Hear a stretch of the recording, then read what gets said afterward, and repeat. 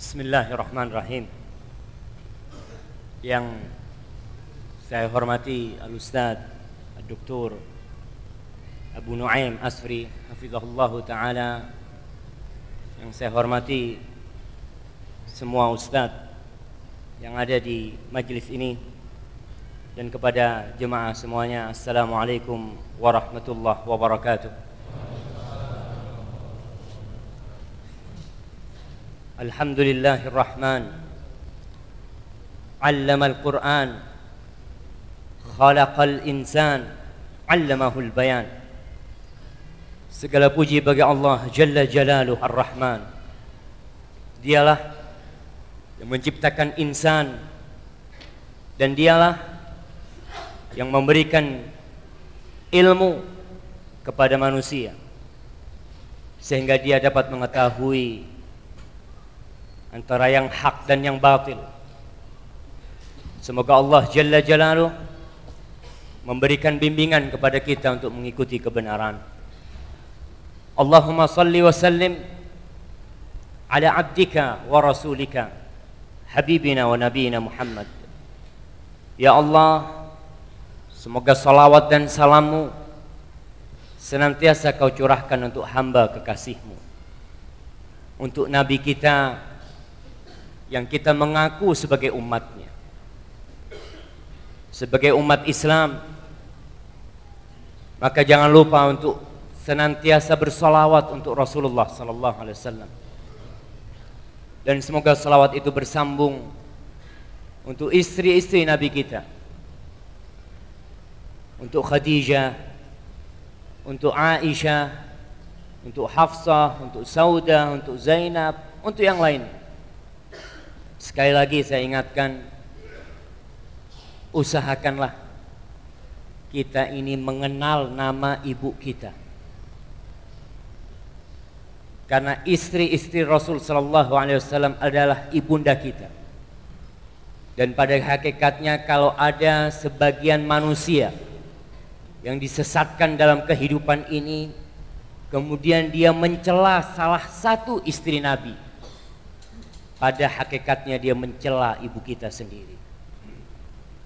Dan semoga salawat bersambung untuk putra putri Nabi kita, dan untuk cucu Rasulullah sallallahu alaihi wasallam, untuk alu baitin Nabi alaihi wassalatu wassalam, yang mereka saling mencintai bersama sahabat-sahabat Nabi. Mereka saling mencintai dan saling menghormati bersama Abu Bakar Siddiq, bersama Umar bin Khattab, Uthman bin Affan, Ali bin Abi Talib radhiyallahu ta'ala anhum. Amma ba'd, ma'asyiral muslimin wal muslimat rahimakumullah, dan segenap para pendengar Radio Sunnah dimanapun mereka berada, semoga Allah Jalla Jalaluhu pada kesempatan kali ini dan selanjutnya dalam kehidupan ini memberikan bimbingannya kepada kita. Saya agak keder. Keder itu apa ya? Agak grogi ya, karena saya kelihatan Ustadz Asfri, jadi tapi nggak apa-apa lah. Enaknya ceramah ada senior ini, kalau salah ada yang betulin. Tapi kalau semuanya pada nggak ngerti, seakan-akan ustadznya paling pinter gitu kan. Tapi kalau ada ustadz ini, ada Ustadz Ali Ahmad, ada Ustadz Heri, anak agak tenang ini. Jadi mudah-mudahan walaupun sedikit grogi, doakanlah mudah-mudahan groginya cepat hilang. Tapi tanggal berapa hari ini? 19 bulan Dzulqa'dah. Berapa hari lagi kita lebaran? Antum? Berapa hari? Tunggu satu yang ditanya lah, nggak usah ikut-ikut yang lainnya. Nah, antum? 21 hari lagi, Masya Allah, barakallahu fikum, fadal. Betul. Kita ini matematikanya jadi kacau setelah ada HP.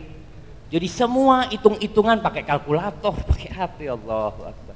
Nah, ingat, kita ini umat Islam, tunjukkan identitas kita sebagai muslim. Gak perlu orang Islam itu pakai baju I am Muslim. Karena mulai dijual, saya lihat kaos-kaos ya. Karena orang Islam sendiri udah nggak kelihatan kalau dia orang Islam. Gaya berjalannya, gaya ngomongnya, maka tunjukkan identitas kita. Yang pertama tadi, penanggalan. Jangan malu sama penanggalan Islam. Siapa yang jamnya tanggal 19 kan? Ketawa semua ya. Ana ingat Syekh di Medina cerita. Tanggal berapa? Jamnya harus mulainya pas matahari tenggelam tuh. Di Saudi itu alhamdulillah sampai sekarang syekh-syekh semua sampai pegawai-pegawai pun yang dihafal itu penanggalan Hijriah. Kenapa sebabnya? Karena gajiannya pakai penanggalan Hijriah. Iya, kata Syekh cerita, kalau gajiannya pakai tanggalan Masehi habis sudah. Orang bakal lupa. Tapi karena penanggalannya gajiannya pakai Hijriah, selalu ingat dia. Ingat sama gajian soalnya, tanggal 25 itu turun gajian. 25 Hijriah. Kita jangan menganggap remeh. Penanggalan ini jangan dianggap remeh. Itu suatu identitas sebuah peradaban Islam. Allah Jalla Jalaluhu mengatakan, Inna iddatash syuhur indallahi 12 syahran fi kitabillah yawma khalaqas samawati wal ard minha arba'atun hurum. Sesungguhnya bilangan bulan di sisi Allah pada hari penciptaan langit dan bumi tertulis di sisi Allah itu 12 bulan. Nah, 12 bulan. Antum bulan apa aja tuh?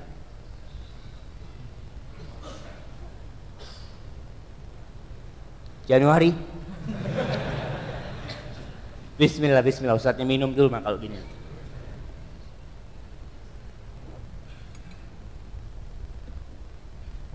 Siapa yang ngafal? 12 bulan urut deh. Nah, fadhal, yang belakang yang jauh.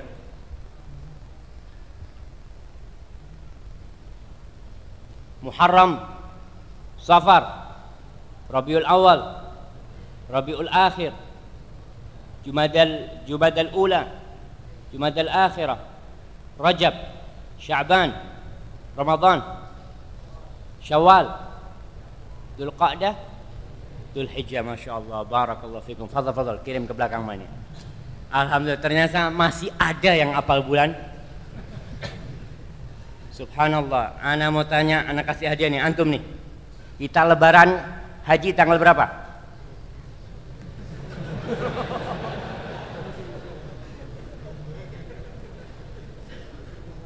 Sepuluh Muharram. Ana kasih, enggak apa-apa antum. Apa? 10 Dzulhijjah. Nah, nggak apa-apa, itu namanya grogi sedikit, nggak apa-apa. Tanggal 10 Dzulhijjah. Kalau lebaran Idul Fitri tanggal berapa? 1 Syawal. Ingat semuanya insyaallah, alhamdulillah. Baik. 12 bulan. Dimulai dengan Muharram, ditutup dengan Dzulhijjah. Minha arba'atun hurum, kata Allah. Di antara 12 bulan itu ada 4 bulan haram. Bulan yang suci. Apa aja tuh, angkat tangan. Nah, fadhal. Dzulqa'dah, Dzulhijjah, Muharram, Rajab. Masya Allah, barakallahu fikum. Fadhal. Ibadah kita dalam Islam itu dikaitkan dengan bulan-bulan Islam. Nggak ada ceritanya lebaran itu tanggal 5 Oktober, itu nggak ada ceritanya. Kita akan sholat Idul Adha tanggal 5 Ramadan, 5 Oktober umpamanya, nggak ada. Yang ada tanggal 10 Dzulhijjah. Puasa sunnah kita tanggal 13, 14, 15 dengan bulan Islam. Dan kita lihat Umar bin Khattab radhiyallahu taala anhu tatkala meletakkan bersama para sahabat menentukan hijrah Nabi. Hijrah Nabi sebagai awal tahun Islam itu nggak main-main mereka. Karena mereka nggak mau jadi ekor. Sudah ada sebelumnya Yunani, sudah ada Persia yang mereka juga punya penanggalan, Romawi, Cina, India, semua punya penanggalan. Tapi Umar tahu umat Islam harus punya identitas sendiri. Maka jadilah hijrah Nabi Muhammad SAW sebagai awal tahun kita. Maka tolong kalau nulis surat, kalau nulis pengumuman, undangan, ya pakai bulan hijriah. Dan mudah-mudahan Masjid Raudhatul Jannah ini kalau buat penanggalan nanti, penanggalannya pakai hijriah. Maksudnya hijriah ini bukan seperti penanggalan yang ada. Penanggalan yang ada itu ada bulan hijriahnya, tapi penanggalannya Masehi 2014.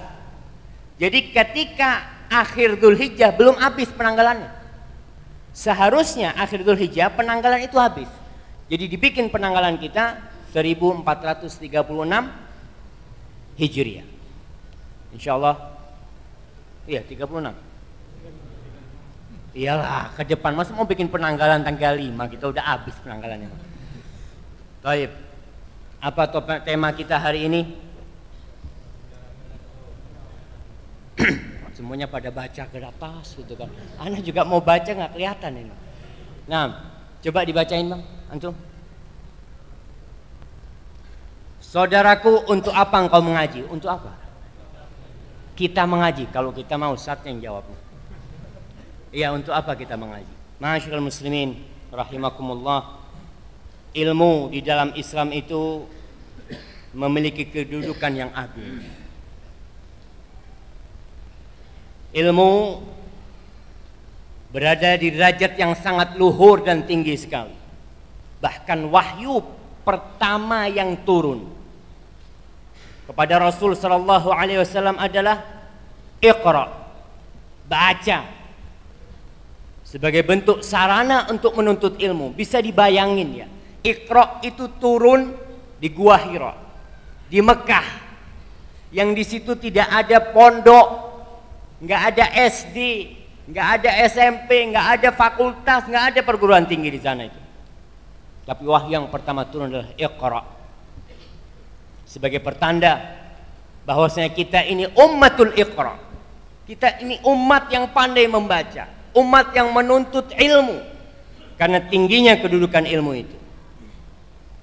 Allah mengatakan Iqra bismi rabbikal ladzi khalaq khalaqal insana min 'alaq.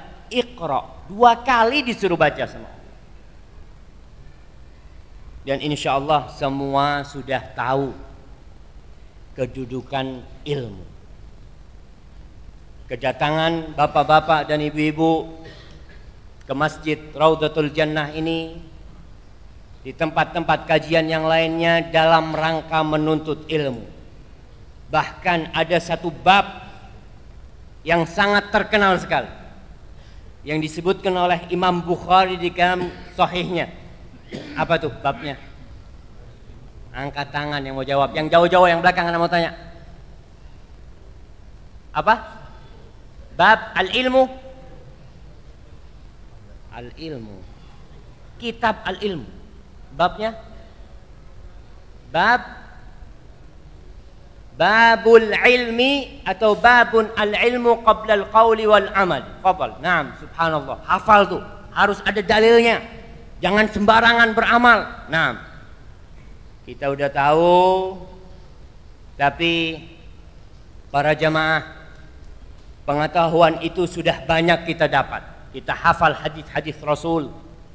Bahkan terkenal nih, orang-orang Ahlus Sunnah wal Jamaah ini hadisnya banyak banget. Sampai pernah di Saudi itu ada seorang ngomong sama orang-orang yang udah ngaji, Mas, kita ini memang dalilnya masih sedikit, Mas, tapi kita ini alhamdulillah amalnya banyak. Dia mau ngomong apa? Antum nih banyak dalilnya tapi jarang beramal. Dia mau ngomong itu sama kita. Maka kita harus koreksi diri kita. Buat apa nih kita ngaji? Kita tinggalkan keluarga kita, kita tinggalkan kesenangan kita. Nih malam minggu seharusnya orang-orang itu kebanyakan di mana? Di mall, jalan-jalan. Kita capek-capek ke tempat ini. Buat apa? Maka ingatlah bahwasanya ilmu itu bukan tujuan. Ingat tuh. Ilmu itu bukan tujuan, tapi ilmu itu hanya sarana untuk mencapai tujuan. Dia itu wasilah.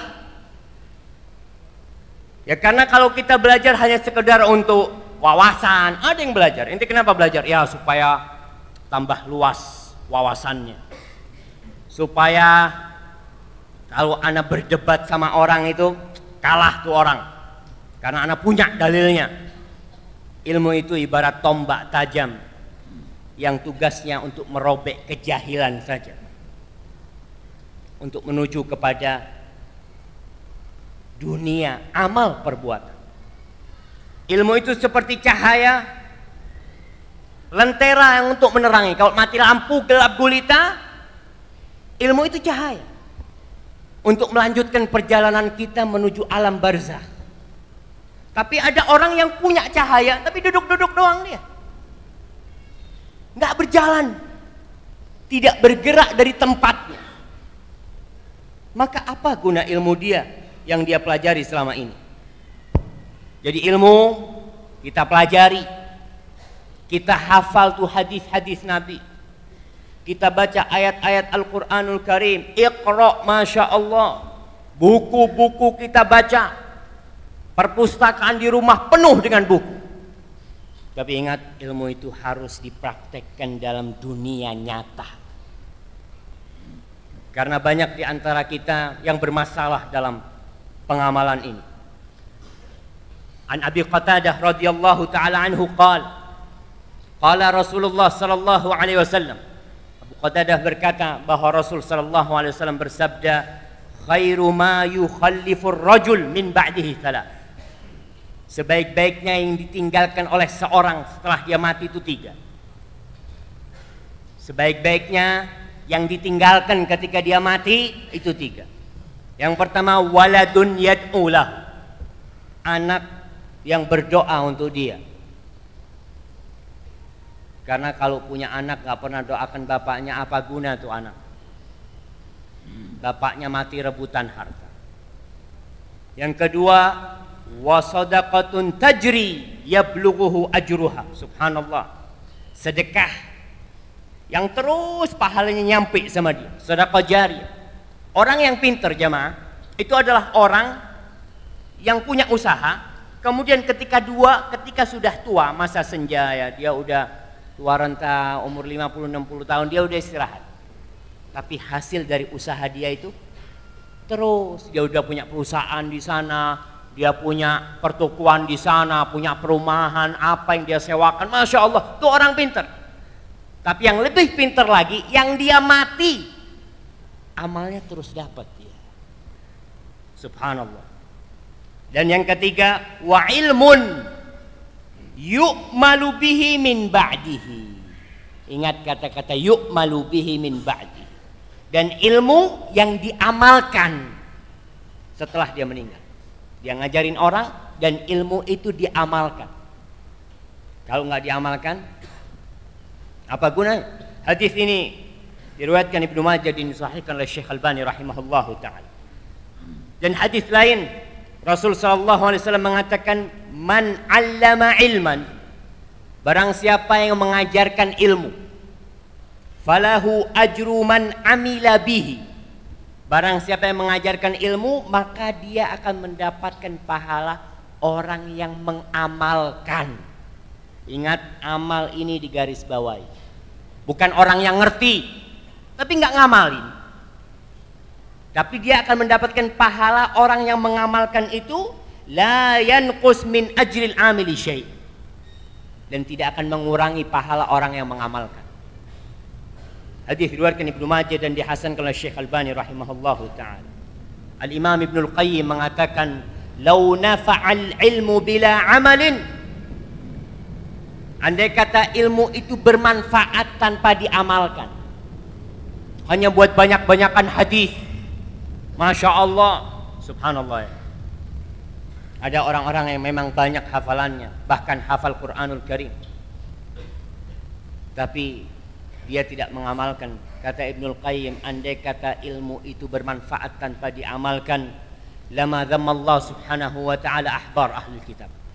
Allah tidak akan mencela pendeta-pendeta ahlul kitab. Mereka itu tahu, punya ilmu ahlul kitab itu. Dia tahu bahwa Muhammad ini adalah utusan Allah. Tapi apa guna ketika dia tidak mengamalkannya? Walau nafa'al amalu bila ikhlas. Andai kata amal itu bermanfaat tanpa keikhlasan, yang penting beramal. Ada orang-orang tuh, yang penting kan sholat Ustaz, yang penting kan sedekah. Tidak, sedekah penting tapi ikhlas penting. Sholat penting tapi ikhlas lebih penting dari itu. Andai kata amal itu bermanfaat tanpa keikhlasan, lama dzammal munafiqin. Allah nggak mungkin akan mencela orang-orang munafik. Orang-orang munafik itu sholat apa enggak jemaah? Sholat. Allah mengatakan idza qamu ila sholati qamu kusala yura'una an-nas wa la yadhkuruna Allah illa qalila. Salat orang munafik, bermakmum di belakang Rasul sallallahu alaihi wasallam. Datang hari Jumat tuh Rasul ceramah mereka dengarkan, tapi yura'una an-nas, riya. Maka hati-hati. Kita coba dengar perkataan ulama salaf yang berkaitan dengan tujuan kita ngaji, agar kita yang sudah banyak hadisnya dilihat, udah berapa banyak tuh dari hadis yang didengar, dari ayat yang dibaca yang dia amalkan. Al-Imam Asy-Syatibi dalam kitabnya Al-Muwafaqat, dia berbicara tentang ilmu dan dia menukil perkataan para ulama. Salah satunya beliau mengatakan, kana rajulun yas'alu Abu Darda. Ada orang yang bertanya kepada Abu Darda. Faqala lahu, maka Abu Darda bertanya kepada orang yang bertanya, kullu ma tas'alu anhu ta'malu bihi? Semua yang kau tanyakan, apa kau amalkan? Semua yang kau tanyakan, apa kau amalkan? Kata Abu Darda. Qala la. Kata dia enggak. Qala fama tasna'u bizdiyadi hujjatillah alaihi? Bagaimana engkau akan berbuat dengan bertambahnya hujah Allah atas diri? Oh, tambah ilmu tapi amalmu enggak bertambah, tetap kayak gitu. Kemudian Hasan Al-Basri mengatakan, i'tabirun nas bi'amalihim. I'tabirun nas bi'amalihim. Kau kalau mau melihat orang tuh lihat kepada amalnya. Lihat kepada amalnya. Wada'u aqwalahum. Kalau perkataannya biarkan. Orang itu kayak anak ceramah nih, ustadz ceramah, Masya Allah, dia sampaikan hadis-hadis Nabi. Jangan itu yang jadi ukuran, tapi dilihat diamalkan enggak nih sama ustadz. Karena ada orang yang pintar ngomong, salah satunya orang-orang munafik. Allah mengatakan tentang orang munafik itu, tu'jibuka ajsamuhum. Wah, Masya Allah, orangnya itu badannya kekar ya, mungkin bagus-bagus. Wa iyaqulu tasma' liqaulihim. Kalau ngomong, kau akan dengar omongannya, karena omongannya indah, manis. Subhanallah, mudah-mudahan kita menjadi orang-orang yang beramal dengan ilmu kita. Fa innallaha lam yada' qawlan illa ja'ala alaihi dalilan min amal. Kata Hasan Al-Basri, Allah itu tidak membiarkan perkataan kecuali Allah akan buktikan dengan amal perbuatan. Allah minta dalil dengan amal perbuatan. Yusaddiquhu aw yukadzibu. Ini amal itu yang akan menilai orang ini jujur apa bohong dia. Sekedar pintar ngomong aja. Fa idza sami'ta qaulan hasanan. Subhanallah. Kalau kau mendengar orang ngomong baik, omongannya indah sekali, Masya Allah. Farwaidan bi sahibi, tunggu dulu, jangan langsung menvonis orangnya orang baik. Tunggu dulu, kata Hasan Al-Basri. Fa in wafaqa qawlahu amaluh. Kalau perkataannya sesuai dengan amal perbuatannya, fa ni'ma wa ni'mata ain. Maka subhanallah, itu orangnya orang baik dan amalnya amal baik. Yang dia sampaikan itu baik. Baru ketika diwujudkan dalam amal perbuatan. Ibnu Mas'ud radhiyallahu taala anhu mengatakan, "Innan nas ahsanul qawla kullahum." Subhanallah. Kata Ibnu Mas'ud, orang itu semua kalau suruh ngomong manis omongannya. Kalau suruh ngomong manis. Siapa yang nggak bisa ngomong manis? Orang cuma ngomong.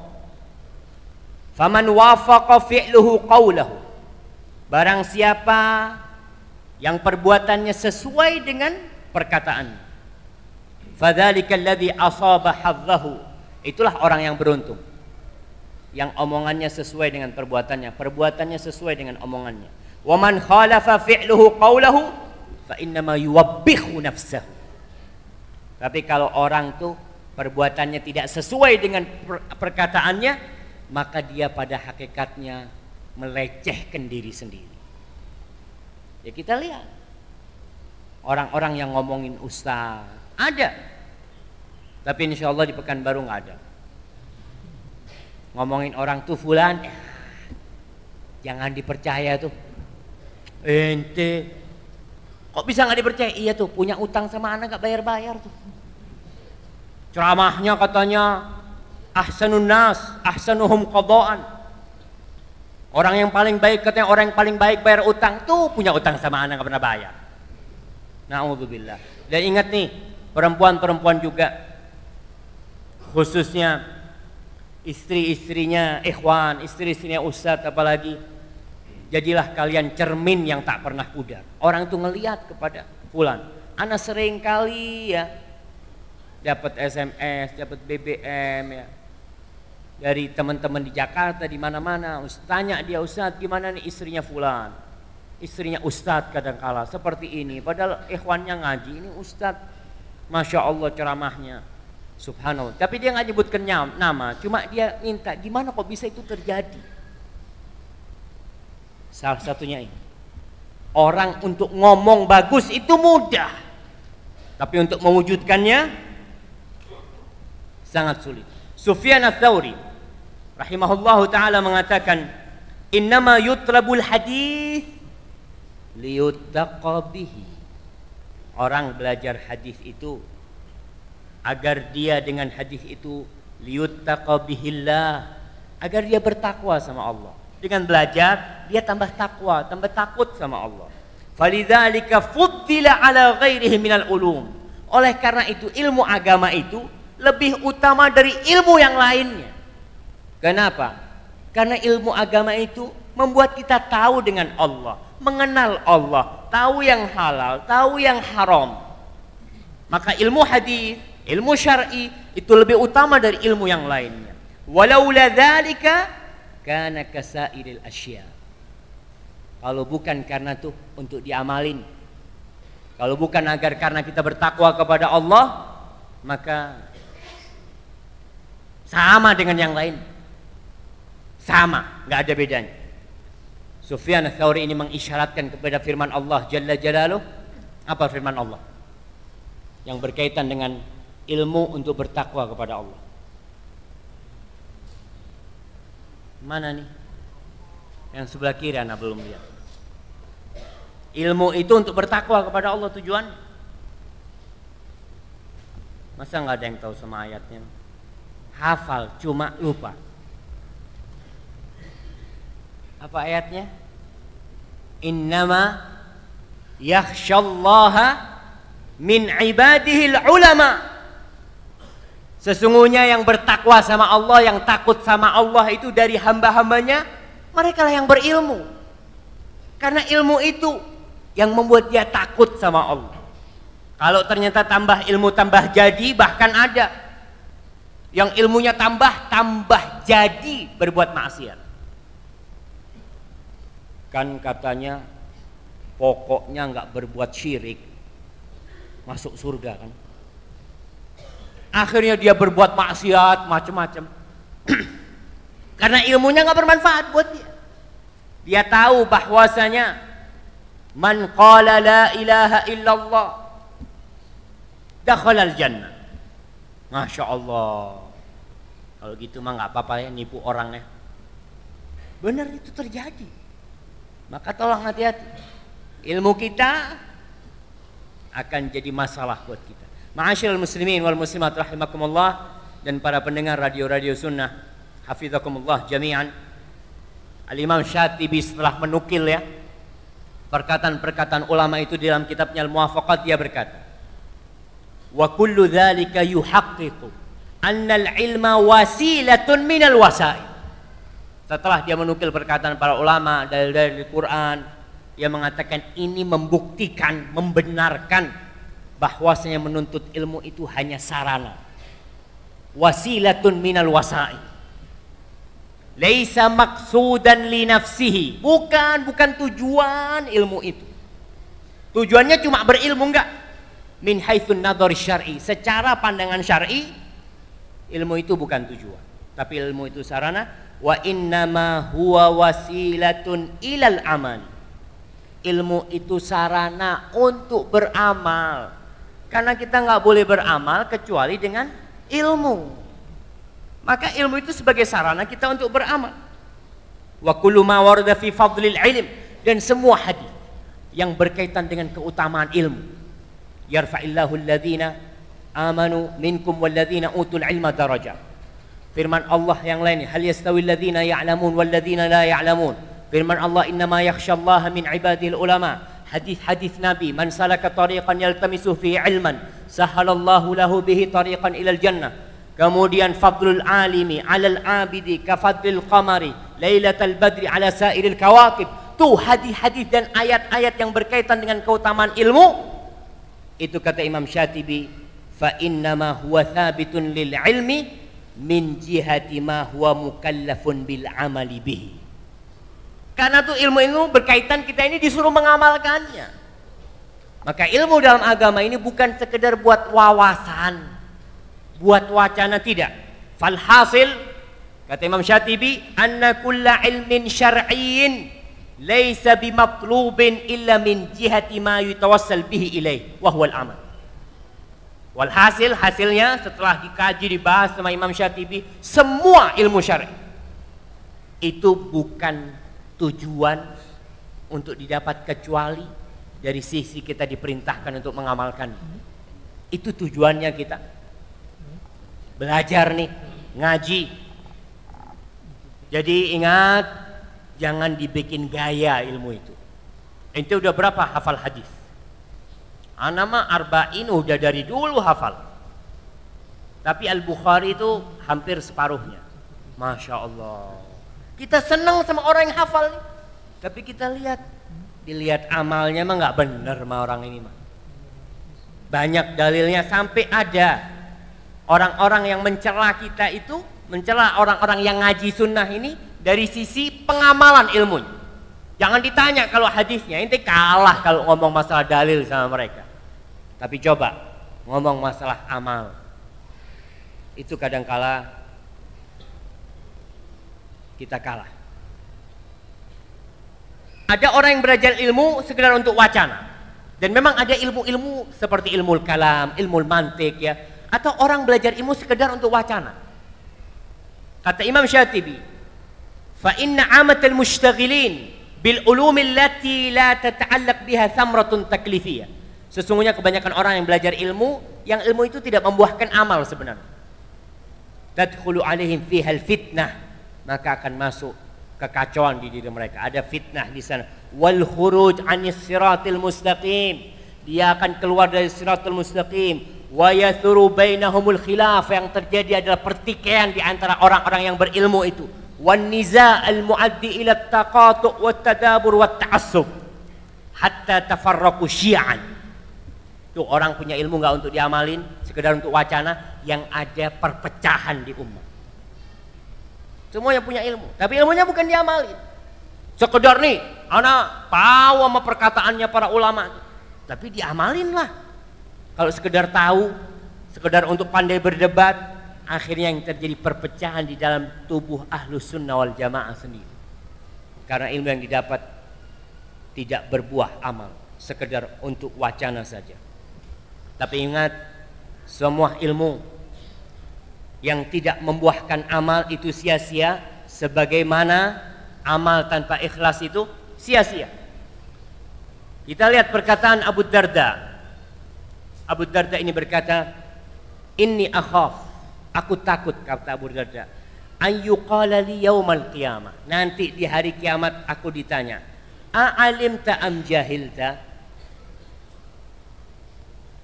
Kau ngaji apa enggak ngaji? Kau berilmu apa bodoh? Fa aqulu alimtu. Maka aku berkata, aku faham, aku belajar, aku ngaji. Fala tabqa ayatun min kitabillah amiratun aw zajiratun illa ja'atni tas'alun. Kata Abu Darda, tidak ada satu ayat pun di dalam kitabullah, baik ayat itu berkaitan dengan perintah atau berkaitan dengan larangan, kecuali dia akan datang kepada aku. Kata Abu Darda, dia akan bertanya, tas'aluni faridataha fatas'alunil amirah hal i'tamarta. Ayat-ayat yang berkaitan dengan perintah akan bertanya, kau amalkan enggak? Kau amalkan enggak tuh perintah Allah? Dan ayat-ayat larangan akan berkata, hal iz uzdujirta, kau tinggalkan enggak larangan Allah itu? Fa'a'udzu billah, kemudian Abu Darda mengatakan, aku berlindung kepada Allah min ilmin la yanfa', dari ilmu yang tidak bermanfaat, wa min qalbin la yakhsha, dan dari hati yang tidak khusyuk, wa min nafsin la tashba', dan dari jiwa yang tidak pernah puas, yang tidak pernah kenyang. Ini diriwayatkan oleh Imam Ahmad dalam kitabnya Zuhud. Ma'asyiral muslimin, di antara doa Rasul sallallahu alaihi wasallam berkaitan dengan ilmu ini, beliau mengatakan, Allahumma inni a'udzubika min ilmin la yanfa'. Ya Allah, aku berlindung kepadamu dari ilmu yang tidak bermanfaat. Tolong ini dibaca kalau kita lagi sujud, antara adzan sama qomat, waktu-waktu mustajab, agar ilmu kita bermanfaat. Udah mau adzan? Nah, udah kan? Kita break dulu ya, kita istirahat dulu, insyaallah kita lanjutkan setelah salat. Sallallahu ala nabiyina Muhammad wa ala alihi wasallam. Alhamdulillah. Wassalatu wassalamu ala Rasulillah wa ala alihi wa ashabihi wa man walah wa ba'd.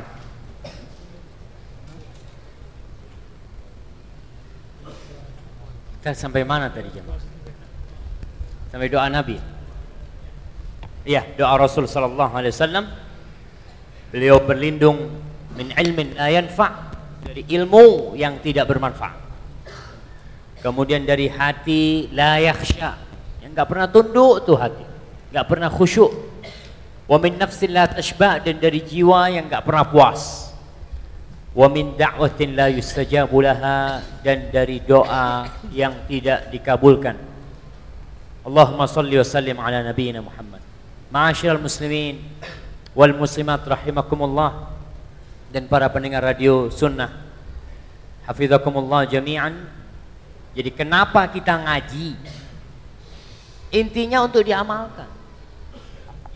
Di dalam kitab Ushulul Tsalatsah yang diajarkan oleh ustadz-ustadz kita di masjid-masjid, i'lam rahimakallah annahu yajibu ala kulli muslimin ta'allum arba'i masail. Yang pertama al-ilmu, yang kedua amal, yang ketiga ad-da'watu ilaih, dan yang keempat sabar. Dalilnya apa? Apa dalilnya?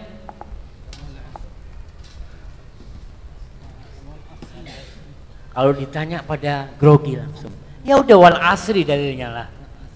Kita hafal tuh surat itu. Coba kita dengarkan perkataan Al-Khatib Al-Baghdadi. Al-Khatib Al-Baghdadi, dia itu seorang alim ulama yang dikenal dengan Al-Khatib. Kalau suruh ceramah jangan ditanya, ahli ceramah, ahli pidato. Dia mengarang sebuah kitab yang judulnya Iqtida'ul Ilmi Al-Amal. Ilmu itu menuntut amal. Kita dituntut untuk beramal. Beliau mengatakan rahimahullahu ta'ala, wa hal adraka man adraka minas salaf al-madhin ad-darajatil ula illa bi ikhlasil mu'taqad wal amali salih. Dan tahukah kalian ini, bagaimana ulama salafus soleh yang kita ini ngaku pengikut salaf? Tahu nggak kalian bahwasanya ulama-ulama salaf mereka itu dapat menggapai derajat-derajat yang tinggi, melainkan hanya dengan mengikhlaskan tauhid, mengikhlaskan akidah, wal amalus salih. Subhanallah. Dan amal saleh. Dan itulah yang kita baca di Al-Qur'anul Karim. Alladzina amanu wa amilus salihat. Sering disebutin itu tuh. Karena memang ikhlasul mu'taqad, tauhidnya udah benar, tanpa amal soleh bahaya. Waz-zuhdil ghalib fi kulli ma raqa minad dunya. Dan dia berusaha untuk meninggalkan dari dunia ini yang membahayakan dirinya. Zuhud. Ingat, zuhud ini nggak harus miskin. Ada orang yang miskin banget lah, tapi dia orangnya tamak dengan dunia, duniawi banget orang, padahal miskin. Tapi ada orang yang memiliki, masya Allah, jangan ditanya, hartanya, mobilnya nggak bisa dihitung, tapi dia orang yang paling zuhud, karena dunianya itu ada di tangannya. Dia berusaha meninggalkan yang membahayakan akhirat dia tinggalkan. Dia punya mobil banyak, nih buat dakwah, nih buat dakwah, nih buat dakwah. Subhanallah. Wa hal wasala al-hukama ila as-sa'adatil uzma illa bit-tashmir 'ala as-sa'i atau bit-tashmir fi as-sa'i. Kalau lihat tuh orang-orang yang bijak, bagaimana dia mendapatkan kebahagiaan yang agung, melainkan dengan usaha yang sungguh-sungguh. Waridhal maisur, dan keridhaan dengan yang Allah berikan, yang Allah mudahkan bagi mereka. Wa badli ma fadula 'anil haja lis-sa'il wal mahrum, dan dia bagi-bagi. Orang-orang itu berbahagia karena mereka berbagi dengan yang lebih dari harta mereka. Sebagian di antara kita punya harta, kalau dimakan 7 keturunan nggak habis. Subhanallah. Yang lebih itu dibagikan, maka akan kita dapatkan kebahagiaan itu. Wahal jami'u kutubil ilm illa ka jami'il fidda wal dhahab. Tidaklah orang-orang yang mengumpulkan buku-buku, punya kitab, setiap ada kitab beli, dia itu sama aja dengan yang ngumpulin emas dan perak, nggak ada bedanya. Sama, cuma yang dikumpulin buku, tapi dia sama dengan yang mengumpulkan emas dan perak. Wahal manhum biha illa kal harisil jashi' alaihim. Dan tidaklah orang yang berambisi mengumpulkan buku itu sama dengan orang yang berambisi mengumpulkan emas dan perak. Wahal mughram bihubbiha illa kakaniziha. Dan tidaklah orang yang cinta dengan buku ini, masya Allah, di mana-mana ada buku baru dia beli, dia itu sama dengan orang yang menyimpan emas dan perak. Walladzina yaknizuna adh-dhahaba wal fiddah thumma la yunfiqunaha fi sabilillah. Tuh orang-orang yang ngumpulin emas perak, kalau dia nggak infakkan, Allah akan azab dia. Begitu pula orang yang banyak kitabnya tapi dia tidak pelajari dan dia tidak amalkan, sama dengan yang mengumpulkan emas dan perak. Wa kama la tanfa'ul amwal illa bi infaqiha. Sebagaimana harta itu tidak akan berguna buat kita, buat orang yang memilikinya, kecuali dengan menginfakkannya. Kadzalika la tanfa'ul ulum illa liman amila biha. Sama, ilmu itu nggak akan bermanfaat kecuali buat orang yang mengamalkannya. wara'a wajibatiha, kewajiban-kewajibannya dia laksanakan, falyandur imru'un li nafsihi, maka hendaklah setiap orang ini ngelihat dirinya sendiri. Sekarang kita nih yang ngomong juga dan semua yang hadir di sini, lihat sama diri kita sendiri. Apa yang perlu kita lihat? Wal yaghtanim waqtahu, dia cepat manfaatkan waktunya untuk beramal. Manfaatkan waktunya dengan ilmu yang sudah banyak didapat tuh untuk diamalin. Kata Al-Khatib Al-Baghdadi, fa inna thawa'a qalil warrahilu qarib, karena sisa waktu kita di dunia ini sedikit, nggak banyak kita nih. Wa kullu ma huwa atin qarib, semua yang bakal datang itu dekat. Kita semua akan meninggalkan muka bumi ini. Wattariqu makhuf, dan perjalanan menuju ke surga Allah itu penuh dengan hal-hal yang menakutkan. Wal ightiraru ghalib, dan kita biasa tertipu daya dengan kondisi kita di sini. Wal khataru azim, bahayanya besar. Wan naqidu basir, wan naqid, dan yang akan mengkoreksi kita itu basir, maha melihat.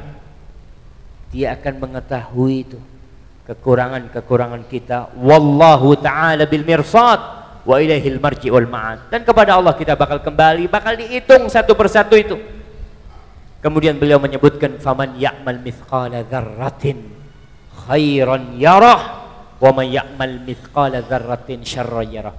Faman ya'mal, barang siapa yang beramal, bukan faman ya'lam, bukan siapa yang punya ilmu, tapi ya'mal, dia beramal tuh dengan ilmu.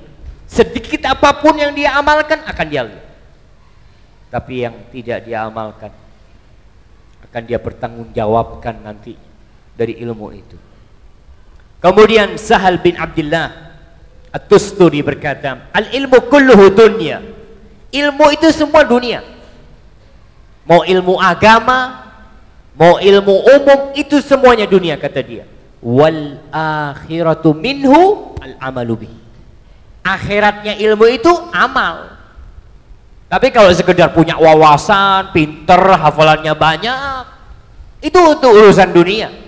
Dan kita tahu orang yang pertama jadi koreknya api neraka itu alim, ustadz, kiai, buya, tuan guru, tuh yang akan digunakan untuk jadi koreknya api neraka ketika dia tidak mengamalkan ilmunya.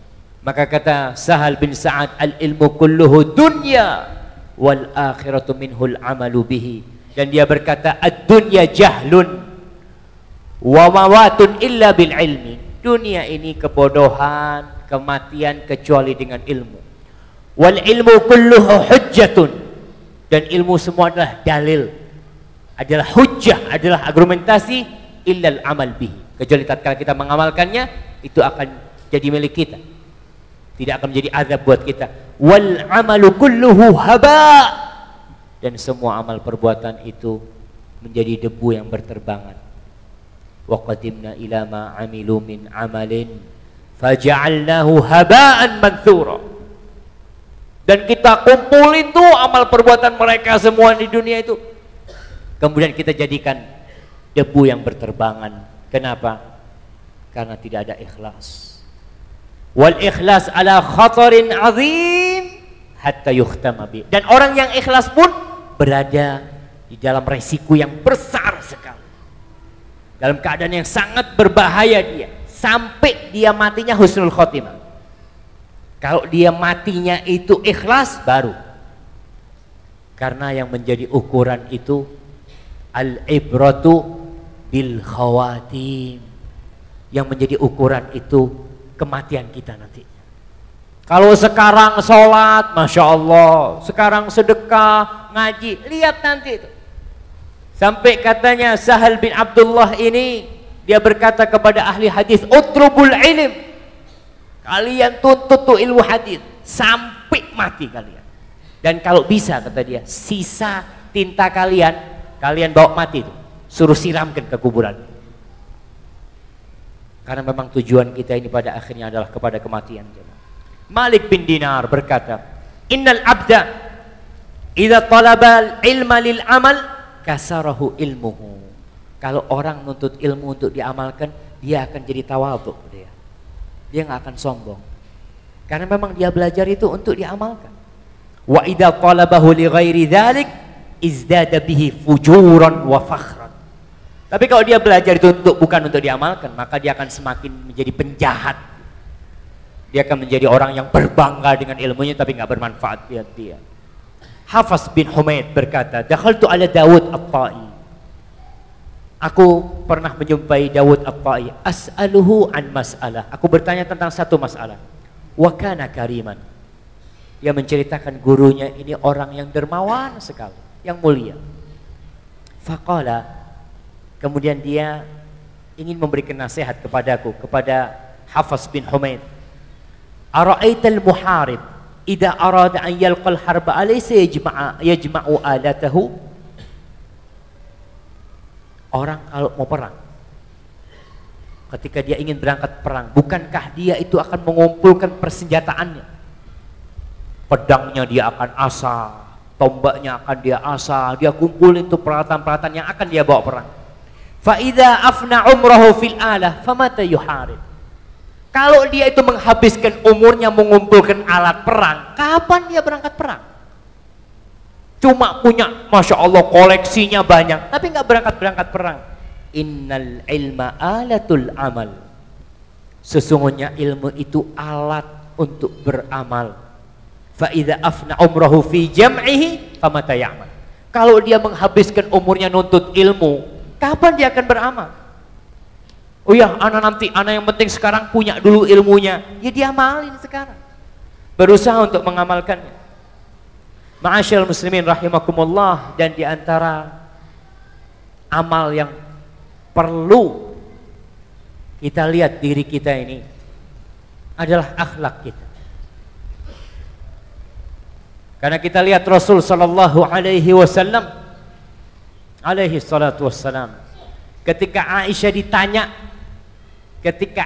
ditanya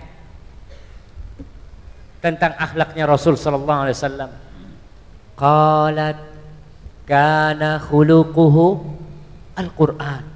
Kau mau tahu akhlak Nabi? Tuh lihat Quran tuh. Baca tuh Quran. Itu akhlak Rasul sallallahu alaihi wasallam.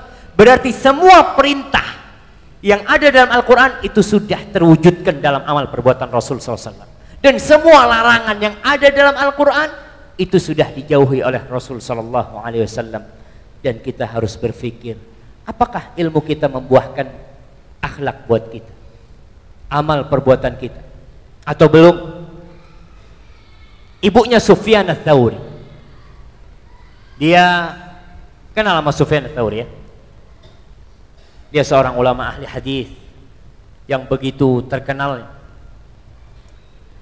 Ibunya itu ketika nyuruh si Sufyan ini berangkat untuk nuntut ilmu, disebutkan di dalam Tarikh Jurjan, ibunya berkata, ya bunayya khudh hadhi 10 darahim. Nak, nih ambil nih 10 dirham. Wa ta'allam 10 ahadits, kau belajar 10 hadis dengan 10 dirham itu. Fa idza wajadtaha tughayyiru fi jilsatika wa mishyatika wa kalamika. Di riwayat lain fi waqarika. Kalau kau lihat 10 hadis yang kau kumpulin itu membuat perilakumu berubah.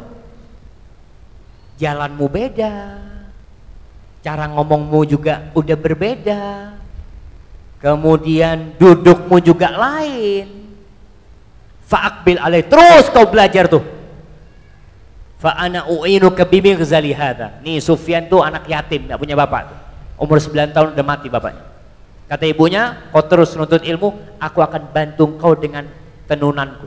Ibunya itu menun, terus bikin-bikin lah dengan tangannya. Wa illa fatruk, kalau enggak jangan diterusin, kata dia. Fa inni akhsha yakuna wabalan alaik. Aku takut itu jadi musibah buat engkau, jadi petaka buat engkau. Jadi ma'asyiral muslimin, coba kita lihat apakah akhlak kita itu sudah benar. Kita tuh baca hadis Rasul sallallahu alaihi wasallam tentang akhlak. Apa keutamaan akhlak? Innama bu'itsu liutammima makarimal akhlak. Aku ini diutus, kata Rasul sallallahu alaihi wasallam, untuk menyempurnakan akhlak-akhlak yang mulia. Kita lihat diri kita. Rasul sallallahu alaihi wasallam mengatakan, "Ittaqillah haitsuma kunta wa atbi'is sayyi'atal hasanata tamhuha wa khaliqin nasa bi khuluqin hasan." Kata Rasul sallallahu alaihi wasallam, kalian tuh bertakwalah dimanapun kalian berada. Dimanapun kau berada, bertakwa sama Allah. Dan kalau kau berbuat dosa, cepat dihapuskan dosa itu dengan perbuatan kebaikan. Yang terakhir Rasul mengatakan, wa khaliqin nas bi khuluqin hasan. Bergaulah dengan orang dengan akhlak yang baik. Karena kita lihat sebagian yang udah ngaji ini tambah kurang ajar sama orang tuanya. Tambah nggak baik sama tetangganya. Dia lupa bahwa hadis Rasul sallallahu alaihi wasallam, "Ma zala Jibril yusini bil jar hatta dhanantu annahu sayuwarrithu." Jibril itu terus memberikan wasiat kepadaku agar aku berbuat baik kepada tetangga, sampai aku kira tetangga itu akan dapat warisan, kata Rasul SAW. Abdullah bin Amr bin As, ketika dia menyembelih, dia menyuruh pembantunya nyembelih, dan pembantunya itu lagi ngulitin kambingnya, lagi dikulitin. Di situ lagi banyak orang. Ngomong Abdullah bin Amr bin As, sebagaimana disebutkan Imam Bukhari dalam Adabul Mufrad. Qala la tansa jaran al-Yahudi. Jangan lupa tetangga kita yang Yahudi dikasih. Yang Yahudi suruh kasih. Katanya orang-orang aslahakallah al-Yahudi. Orang-orang yang ada pada waktu itu pada bingung. Loh, kau nyuruh ngasih yang Yahudi? Kata dia, iya. Aku dengar Rasul sallallahu alaihi wasallam bersabda, mazala Jibril yusini bil jar hatta dhanantu annahu sayuwarrithu. Jibril itu terus memberikan nasihat kepada aku, wasiat kepada aku, kata Nabi, untuk berbuat baik kepada tetangga, sampai aku kira tetangga itu akan mendapatkan warisan. Coba kita lihat posisi kita sekarang di kampung kita, di masyarakat kita dengan tetangga kita. Bagaimana? Ada tetangganya yang meninggal. Apa yang kita lakukan? Kabur. Kabur dari rumahnya, takut nanti diundang acara atau gimana, kabur dia dari rumah. Mana sunnah Nabi yang Nabinya mengatakan isna'u li ali Ja'far ta'aman. Nabi nyuruh tuh bikinkan makanan buat keluarga Ja'far. Tuh kita harus amalin, jangan cuma dibaca.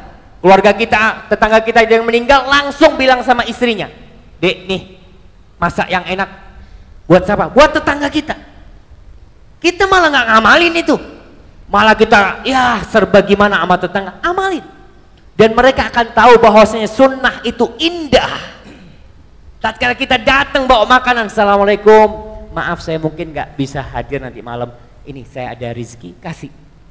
Berapa hari? Sebagaimana 3 hari bikinin makanan dia. Makanan yang enak lah kalau kita punya rezeki, yang nggak pernah dia makan paling nggak. Itu untuk menghibur dia. Dan sama tetangga, kalau ketemu salam sama mereka. Kita ini kalau mau bagi-bagi biasanya dicari yang udah ngaji. Tetangganya ada 5, 4 belum ngaji.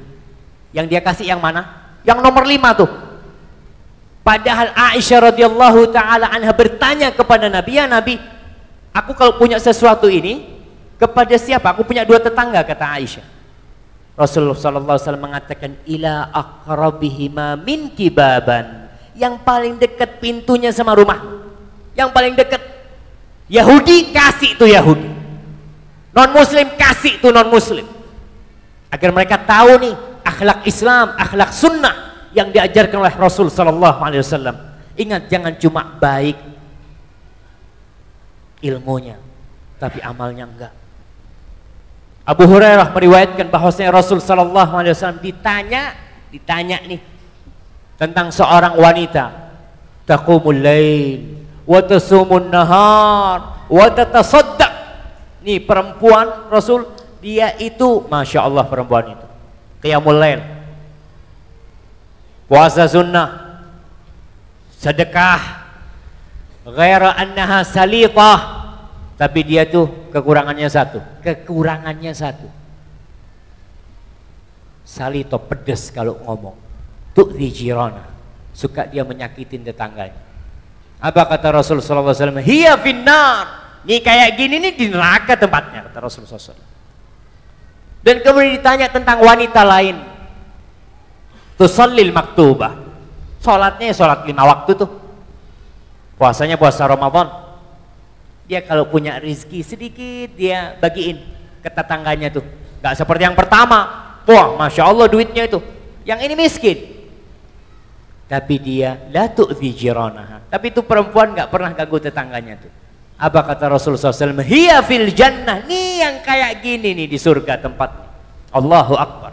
Maka ma'asyiral muslimin, berkaitan dengan akhlak ini, ingat dengan sabda Rasul sallallahu alaihi wasallam, athqalu ma fil mizan husnul khuluq.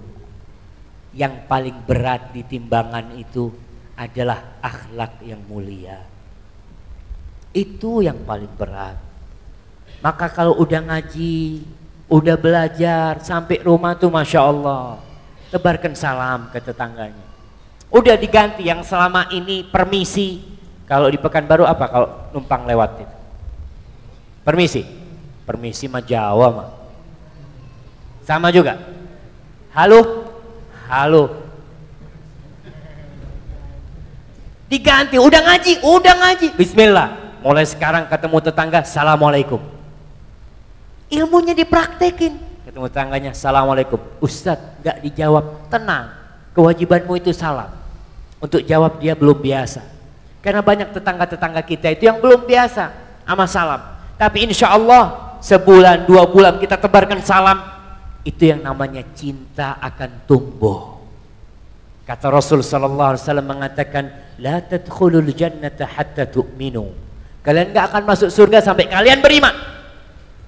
Wala tu'minu hatta tahabu. Kalian tidak akan sempurna imannya sampai kalian saling mencintai di antara kalian.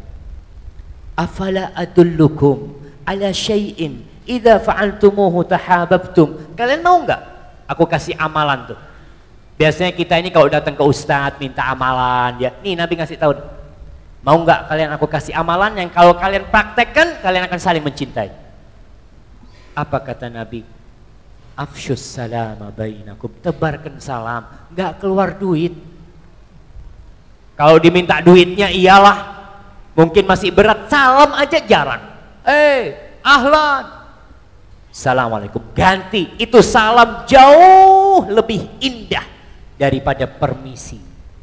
Tatkala kita mengatakan Assalamualaikum, semoga Allah Assalam yang memberikan keselamatan itu bersamamu. Orang kalau tahu salam itu lebih baik akan ditinggalkan. Kita udah ngaji, kita tahu tuh zat hakul muslim alal muslimi sid, tahu itu, udah hafal hadisnya. Tapi sekali lagi, mana amal? Kemudian Rasul sallallahu alaihi wasallam menjadikan akhlak ini sebagai ukuran, sebagai standar untuk mencari menantu. Bapak-bapak kalau cari menantu itu jangan dilihat hafalan Qur'annya saja, jangan dilihat hafalan hadisnya saja. Tapi Rasul sallallahu alaihi wasallam mengatakan idza ja'akum man tardawna dinahu wa khuluquhu fankihu atau fa'ankihuhu. Kalau datang meminang putri kalian orang yang agamanya baik, nih agamanya urusan dia sama Allah. Agama itu urusan ilmu dia, ibadah dia sama Allah, wa khuluquhu, dan akhlaknya kawinkan sama orang itu. Jadi kalau mau cari menantu itu di mana? Di masjid Raudhatul Jannah. Lihat di sini, oke tuh fulan ngaji, masya Allah, siap. Tapi tanya dulu, dia tuh akhlaknya gimana tuh sama orang tuanya. Karena ada kalau ketemu sohibnya itu orang mesti baik. Tapi coba lihat di rumahnya gimana dia sama tetangganya, gimana dia sama pembantunya. Kalau mau tahu orang itu, tanya sama siapa? Sama supirnya. Mas, majikannya gimana mas? Majikan jangan ditanya, udah. sama supirnya tuh. Soalnya kalau sama orang dia pinter ngomong, tapi kalau udah sama supirnya, Allahu Akbar. Kita pernah ya, kalau ingat itu anak jadi sedih masalah akhlak ini. Bahkan kita sampai gak mau nuntut ilmu sama syekh, gara-gara kita tahu akhlak. Ada kakak kelas cerita dia ke rumahnya seorang syekh, habis kajian di masjid ke rumahnya syekh. Sampai rumah syekh, syekhnya buka pintu, syekhnya ngomong. Perkataan itu anak ingat sampai sekarang yang disampaikan teman anak. Syekh itu mengatakan, wainal hayawan. Mana binatang itu? Yang dimaksud siapa? Supir. Kata teman-teman, sejak itu kita gak mau ngaji sama syekh. Kenapa? Nah, akhlaknya kayak gitu. Subhanallah. Mutarrif bin Abdullah ketika dia disuruh belajar sama ibunya, berangkat ke Rabi'atul Ra'i, kata ibunya, kau belajar sama akhlaknya dia dulu sebelum ilmunya. Kau lihat tuh akhlak sahih jamaah, karena akhlak itu buah dari ilmu. Jadi berkah ilmu seseorang ketika dia amalkan.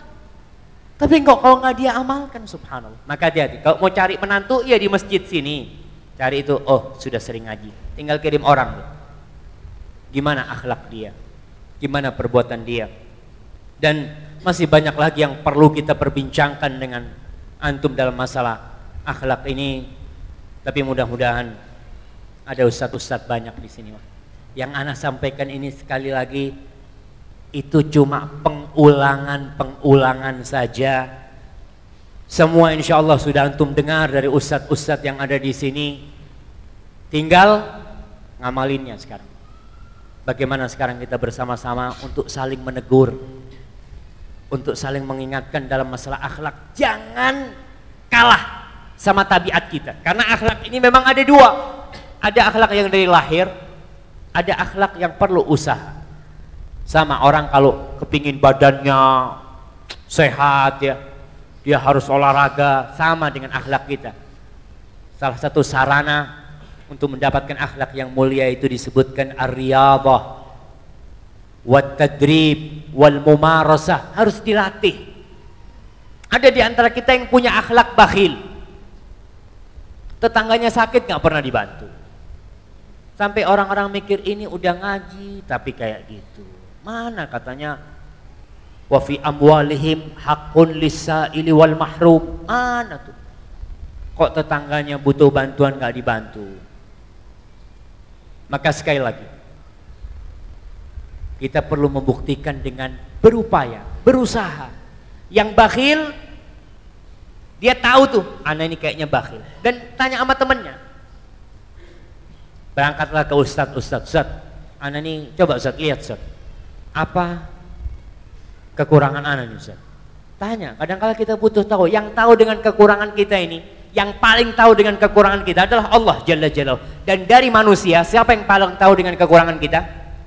Siapa? Anda kasih hadiah yang tahu. Istri. Orang terdekat. Tapi istri Anda kasih tahu, nggak apa-apa, fadhol. Orang terdekat, mana yang ngomong orang terdekat? Ada yang paling tahu dengan kekurangan kita, siapa? Diri sendiri bukan? Pembantu, ibu, musuh kita. Musuh kita itu tahu dengan kekurangan kita, karena dia pretelin fulan, ente sini kalau mau tahu fulan, langsung antum dibuka kitabnya ini. Karena musuh itu tidak ada satu kejelekan pun dari musuhnya kecuali dia tahu.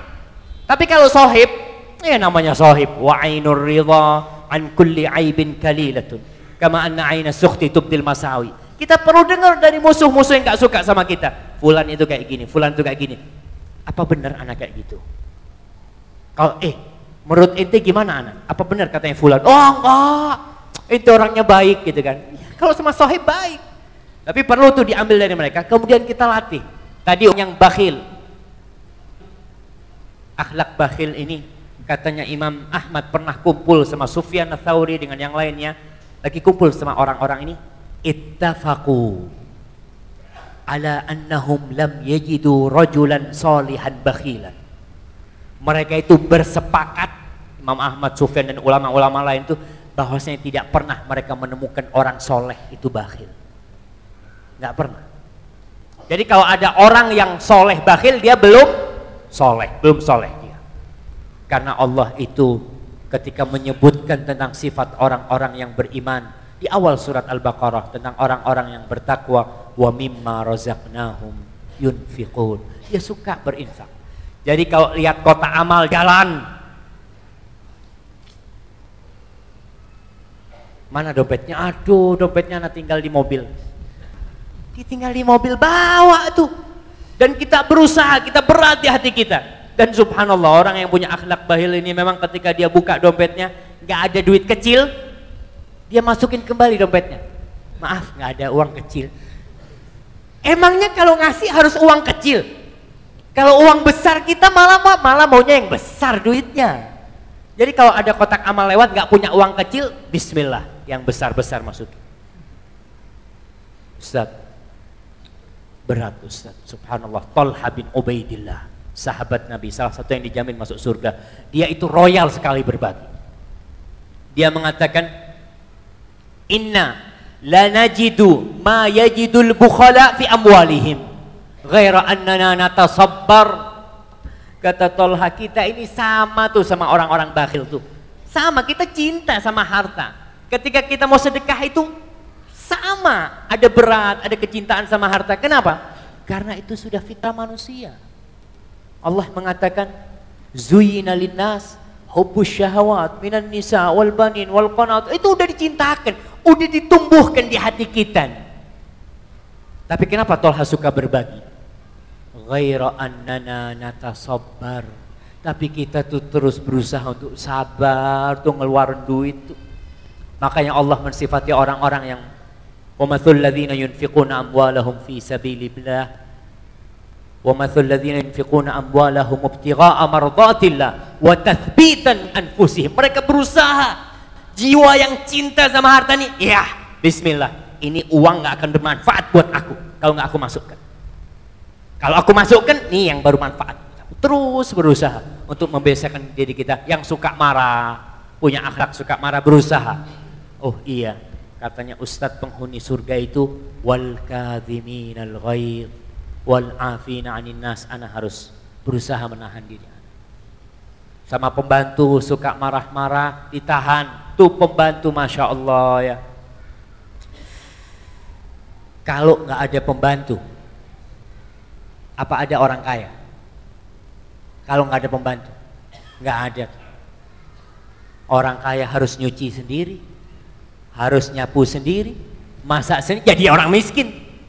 Tapi dengan adanya pembantu tuh kita masya Allah. Ketika pembantu berbuat salah, ini akhlak lagi, akhlak Rasul Sallallahu Alaihi Wasallam.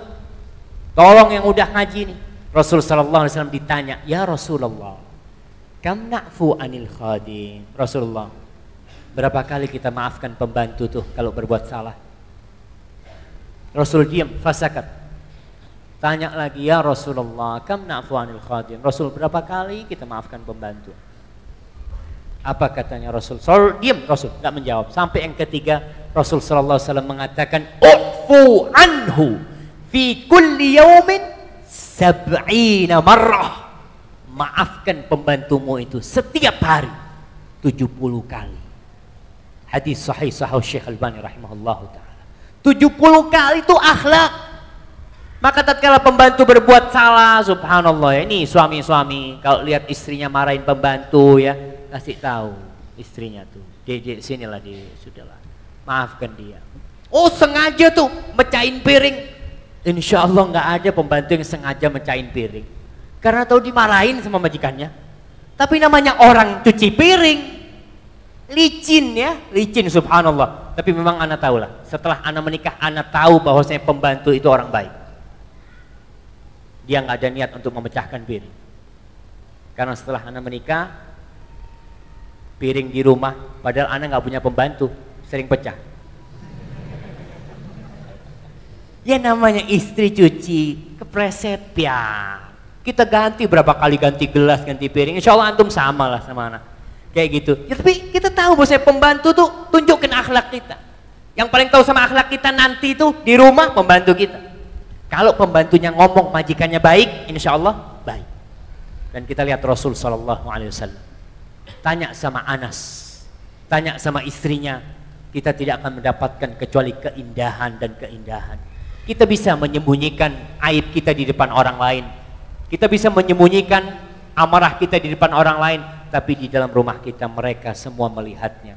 Maka sekali lagi, kenapa kita ngaji? Untuk diamalkan. Tunjukkan kepada orang-orang yang benci sama sunnah gara-gara kita sebagian. Ada oknum-oknum yang udah ngaji sama orang tuanya, Masya Allah, ngangkat suaranya. Usahakan, mudah-mudahan. Kalau antum punya duit ya, punya duit dan dikasih rezeki banyak, antum berangkat ke rumah orang tua antum dapat gaji itu, antum ngomong sama uminya, Umi ambil Mi, Umi mau berapa ambil, sebelum ke rumah kita, sebelum keluarga kita, Umi kita kasih, orang tua kita kasih. Ketika itu orang tua kita akan tahu, nih yang dipelajarin sama anakku bener nih, bener. Dari mana kau tahu? Tuh anakku setelah ngaji tambah baik, tambah sopan, tambah subhanallah, nggak ada anakku yang kayak dia. Dan bagaimana perubahan ilmu di akhlak itu terbukti kalau kita ikhlas nuntut ilmu. Beberapa waktu yang lalu saya ngisi di Batam. Subhanallah, ada seorang polisi muda. Dia tidur sama ana di hotel. Dia janji, Ustaz, ana udah janji Ustaz, kalau Ustaz datang ana mau nemenin Ustaz. Akhirnya nemenin ana, dia tidur di hotel. Dia cerita, dia punya ya atasan dia lah yang pangkatnya lebih tinggi, udah ngaji, udah lebih dulu ngaji. Subhanallah Ustaz, dia itu di jalan ditabrak sama sepeda, mobilnya ditabrak sama sepeda, jatuh tuh orang yang nabrak. Keluar polisi pakai baju polisi, yang nabrak takut lah, nah ini bakal disembelih nih sama polisi nih, kan gitu umumnya gitu kan. Tapi ini udah ngaji polisinya nih, subhanallah, sama polisi itu diangkat, dia itu dibawa ke rumah sakit, semua biaya ditanggung, padahal siapa yang nabrak tuh orang. Kenapa? Karena dia sudah ngaji. Berubah di akhlak dia, berubah perilaku dia. Dia tahu dengan sabda-sabda Rasul Sallallahu Alaihi Wasallam, wa khaliqin nas bi khuluqin hasan, ayat-ayat tentang sabar, ayat-ayat tentang maaf, ayat-ayat. Masa ada orang mau nabrak polisi? Dia nggak sengaja. Maka mungkin ketika itu dia mengatakan inna lillahi wa inna ilaihi raji'un. Allahumma ajurni fi musibati wa akhlifli khairan minhu. Hadza mungkin itu yang bisa kita kaji pada kesempatan kali ini. Mudah-mudahan bermanfaat buat ana yang menyampaikan dan buat semua yang mendengarkan di sini, dan semoga Allah Subhanahu wa taala memberikan kepada kita ilmu yang bermanfaat dan ilmu yang bisa kita amalkan dan ikhlas dalam mengamalkannya. Wassallallahu ala nabiyina Muhammadin wa ala alihi wasallam. Mana panitia? Tanya pertanyaan. Pertanyaan mau Ustaz Asri yang jawab.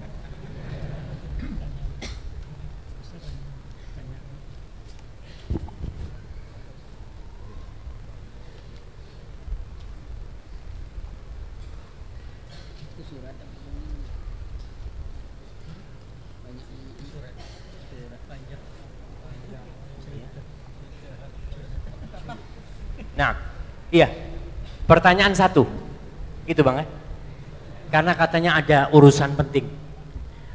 Tapi yang lainnya insya Allah mudah-mudahan besok bisa dijawab, anak kumpulin. Atau besok yang belum dikumpulin, ini pertanyaannya Ustadz, anak mau bertanya nih, apakah kita boleh korupsi waktu kerja tapi untuk menuntut ilmu? Maksudnya pulang kerja sebelum waktunya, tapi pergi ke pengajian, atau berbuat amal kebaikan yang lain. Syukron Ustadz atas nasihatnya. Ya kumpulin gak apa-apa, besok anak nanti pilih. Boleh korupsi jemaah. Kalau rakyatnya korupsi waktu, ya pemimpinnya korupsi apa nanti? Maka masalah korupsi ini subhanallah jangan. Tetap kita itu udah digaji. Ana ingat dengan cerita di Madinah, ceritanya Syekh, abahnya Syekh Abdul Razak, Syekh Abdul Muhsin Al-Abbad hafizahullah ta'ala. Dia itu dulu jadi wakil rektor Universitas Islam Madinah. Dia datang tepat waktu, dia pulang tepat waktu. Orang-orang ngomong ketika jam 1, sudah Syekh, udah gak ada kerjaan, kau bisa pulang. Kata dia, ana dibayar di waktu ini. Sampai selesai anu baru pulang. Maka tolong tunjukkan tatkala kita ngaji, kita tambah disiplin waktu. Teman-teman kita di Jakarta, mereka ada kajian di Toyota Sunter ya, di Toyota itu. Anak sempat ngisi beberapa kali di sana. Anak tanya sama mereka, sejak kapan ada ngaji di sini? Mereka cerita sejak zamannya Ustadz Yazid ya. Dulu Ustadz Yazid hafizahullah ta'ala, Ustadz Abdul Hakim hafizahumullah jami'an ya, ustadz-ustadz kita semua itu, mereka cerita dulu Ustadz. Anak bingung, padahal bosnya non muslim, tapi kajian kok jalan terus. Kata teman-teman yang ngaji, Ustadz, sejak ada kajian sunnah, yang namanya pencurian berkurang di Toyota. Iya, langsung berdampak. Ngaji, ya Allah, mas aku mencuri. Dulu, wah sering hilang spare part itu. Maka itulah yang harus kita buktikannya setelah kita ngaji. Insya Allah ada buktinya di amal ini. Insya Allah kita sambung besok. Mudah-mudahan Allah memberikan kekuatan kepada kita bersama untuk dapat menuntut ilmu dan mengamalkannya.